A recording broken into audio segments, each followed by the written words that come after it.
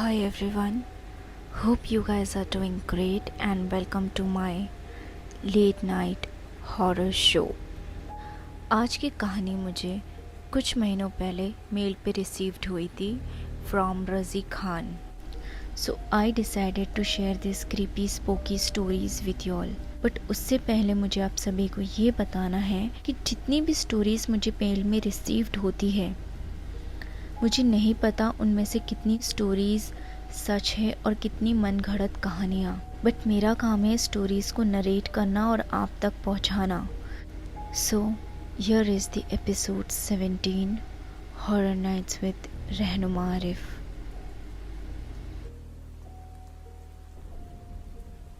Hi, I am रज़ी खान।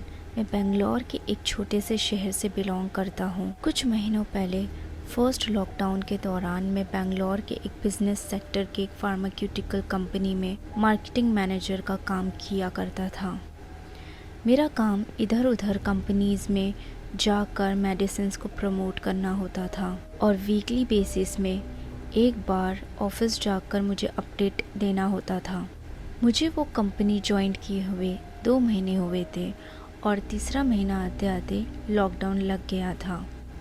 मैं जब से कंपनी में लगा था, एवरी फ्राइडे 5 PM मैं ऑफिस जाया करता था और 6 बजे तक अपडेट देकर ऑफिस से निकल जाया करता था। बाकी के स्टाफ्स भी वही टाइम 6 बजे तक ऑलमोस्ट निकल जाते थे। वो ऑफिस 13th फ्लोर पर थी और उस बिल्डिंग के टर्म्स एंड कंडीशन के हिसाब से 6:10 तक का एनी हाउ सारी लिफ्ट्स बंद हो जाया करती थी। खैर, मेरा इतना आना जाना भी नहीं हुआ करता था ऑफिस में। फील्ड वर्क होने की वजह से मेरी जान पहचान भी नहीं थी किसी से और 2 महीने ऐसे ही रेगुलर काम करने के बाद लॉकडाउन लग गया और ऑफिस में अनाउंस्ड हुआ जो बैक ऑफिस काम करते हैं वो वर्क फ्रॉम होम कर सकते हैं, लेकिन सैलरी 15% ही प्रोवाइड होगी। जिस वजह से बहुत से लोग दूर से काम करने आए थे वो अपने होम टाउन वापस चले गए और कितनों ने तो रिज़ाइन दे दिया। लेकिन स्टाफ शॉर्टेज होने के कारण कंपनी पर काफ़ी गहरा इफ़ेक्ट पड़ना शुरू हो गया, बिकॉज़ कोविड-19 के दौरान उस कंपनी के मेडिसिन्स का काम काफ़ी ज़्यादा बढ़ गया था और अकाउंट्स डिपार्टमेंट में कोई बंदा अवेलेबल नहीं था। तो उस कंपनी ने बचे हुए स्टाफ को फुल पेमेंट प्रोवाइड करते हुए काम भी डबल कर दी थी, जिसमें से मुझे अकाउंट्स डिपार्टमेंट हैंड ओवर कर दिया गया और ये कहा गया कि मैं ऑफिस जाकर एक लैपटॉप और डाटा ले लूं और वहीं अपने घर से सारे काम ऑपरेट करूं। मैंने सोचा लॉकडाउन का टाइम है, मेडिकल कार्ड भी मेरे पास अवेलेबल है, तो मैं रात को 8 बजे के दौरान जाऊंगा और सारा सेटअप घर ले आऊँगा। कोविड लॉकडाउन के समय पे ना ही कोई कैब्स अवेलेबल हुआ करती थी और ना ही ऑटो, इसीलिए मैंने मेरे एक फ्रेंड फैज़ को कन्विंस्ड किया कि वो अपनी कार लेकर मेरे साथ चले। शाम हुई, फैज़ मिला।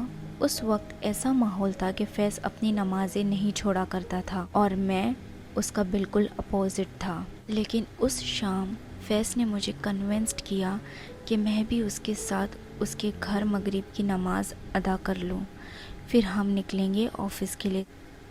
वो भी शायद अल्लाह पाक की ही मसलियत थी जो फैज़ मेरे साथ आने कन्विंस्ड हो गया था। अगर उस रात फैज़ मेरे साथ नहीं होता तो शायद आज मैं यहाँ नहीं होता। खैर, हम दोनों ऑफिस की बिल्डिंग के नीचे पहुँचे। देखकर बिल्डिंग को यूँ लग रहा था जैसे पूरी बिल्डिंग खाली हो। ये माहौल देखकर फैज़ ने मुझे कहा भी, भाई कल दिन में आ जाएंगे, अभी रहने दे। लेकिन मैंने ये सोचा अभी तो सिर्फ रात के 8:15 ही हो रहे हैं, अब यहाँ तक आ ही गए हैं तो सामान लेकर ही घर चलते हैं। फिर मैंने फैज़ को कैसे तैसे समझाया और हम बिल्डिंग के अंदर पहुँचे। वहाँ अंदर वॉचमैन भी मौजूद नहीं था और पूरी बिल्डिंग में बिल्कुल अंधेरा हो रहा था।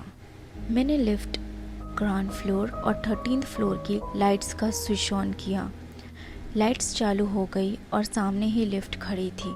हम दोनों ने सुकून की सांस लेकर लिफ्ट के अंदर पहुँचे। मुझे आज भी अच्छे से याद है, मेरी ऑफिस 13th फ्लोर पर थी और मैंने वही बटन प्रेस किए थे लिफ्ट के। फैज़ मुझे कॉन्स्टेंटली कह रहा था, रज़ी यहाँ कुछ सही नहीं है, मुझे बहुत घबराहट हो रही है, चल वापस चलते हैं। और इतना कहना लिफ्ट अचानक से रुक गई। हमारी लिफ्ट का दरवाज़ा ऑटोमेटिक ओपन ही हो रहा था कि मैंने बाकायदा अपनी खुली आंखों से देखा। मुझे लगा 13th फ्लोर आ गया। बाहर अंधेरा था, बस लिफ्ट की लाइट की रोशनी बाहर पहुंच रही थी। फैज़ मुझे कह ही रहा था कि रज़ी 11th फ्लोर है ये। और उसी दौरान मेरी नज़र पड़ी टॉयलेट की तरफ। लिफ्ट के एग्जैक्ट सामने मैंने देखा वहाँ एक औरत नुमा चीज़ जो ऊपर से नीचे तक का फुल नेक्ड थी और शदीद डरावनी टॉयलेट में बैठकर कलाजत खा रही थी। उसने खाते खाते मुझे देख लिया और देखकर मुस्कुराया और उसी वक्त ये देखते ही मेरी चीख निकल गई और मैं डर से पीछे हो गया। उस वक्त फैज़ का फेस और कंसंट्रेशन लिफ्ट की बटन के ऊपर था। जिस वक्त मैंने उस मखलूक को देखा उतने में दरवाज़ा पूरा ओपन हो गया। तब फैज़ की भी नज़र पड़ी उस मखलूक पर। वो देखता है बेहद खौफनाक चीज़ भागते हुए हमारी तरफ बढ़ रही थी काफ़ी तेज़ी से। फैज़ काफ़ी मजबूत दिल इंसान है। उस वक्त मेरी हालत तो कुछ ऐसी थी जैसे मेरी ज़िंदगी का आखिरी पल हो। लेकिन उस वक्त फैज़ अल्लाह का कलाम पढ़ना शुरू कर दिया और फ़ौरन ग्राउंड फ्लोर की बटन दबा दिया और फिर लिफ्ट का डोर बंद हो गया। लेकिन वो चीज़ जिस तेज़ी से आ रही थी हमारी तरफ वो लिफ्ट के दरवाजे से प्रॉपरली हिट हुई और हमें आवाज़ भी क्लियरली सुनाई दी। लेकिन तब तक लिफ्ट का दरवाज़ा बंद हो चुका था। वो खौफनाक चेहरा मुझे आज भी सोचकर गूज़ बम्स आ जाते हैं। अल्लाह पाक ने हमें बचा लिया था। मैं अकेले होता तो शायद उस वक्त मर ही गया होता। हम नीचे आए लिफ्ट से और बाहर निकल गए। फैज़ गौर किया ये इंसिडेंट सिर्फ 5 मिनटों के अंदर हुआ, लेकिन जैसे तो मानो 5 घंटे के बराबर था वो 5 मिनट। मेरी हालत ज़्यादा ख़राब हो चुकी थी। फैज़ ने मुझे मेरे घर छोड़ा और 3-4 दिन मेरी तबीयत काफ़ी ख़राब रही। फैज़ ने मेरा बहुत साथ दिया। वो मेरे लिए शाह साहब से पानी दम करवा के लाया करता था लॉकडाउन के दौरान। 1 वीक लगे मुझे पूरी तरह से रिकवर होते होते। लेकिन उस दौरान मुझे ऑफिस से कई फ़ोन कॉल्स आ रहे थे, बट खौफ से मेरी हिम्मत नहीं हुई कि मैं उनसे बात करूं। आफ्टर माई रिकवरी मैंने ऑफिस की HR को कॉल करके ये इन्फॉर्म किया कि मैं ऑफिस छोड़ दिया हूँ और मेरे साथ ये इंसिडेंट हुआ था। तो मेरी जो HR थी she was so nice and humble. उन्होंने वेरी पोलाइटली मुझे काम डाउन किया एंड वो लेडी ने मुझे बताया कि वो बिल्डिंग का 11th फ्लोर हॉन्टेड है, इसीलिए आफ्टर 6 PM बिल्डिंग के सारे लिफ्ट्स बंद कर दिए जाते हैं और पूरी बिल्डिंग 6:30 तक एनी हाउ खाली हो जाती है।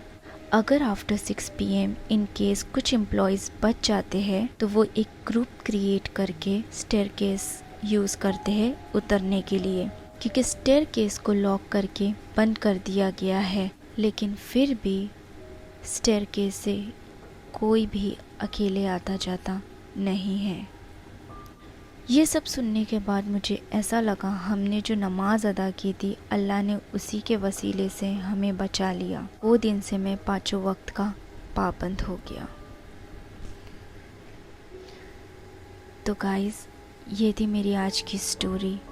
अगर आपको मेरा ये वीडियो अच्छा लगा हो तो please do like share subscribe to my YouTube channel. मिलते हैं हमारे अगले वीडियो में। Thank you.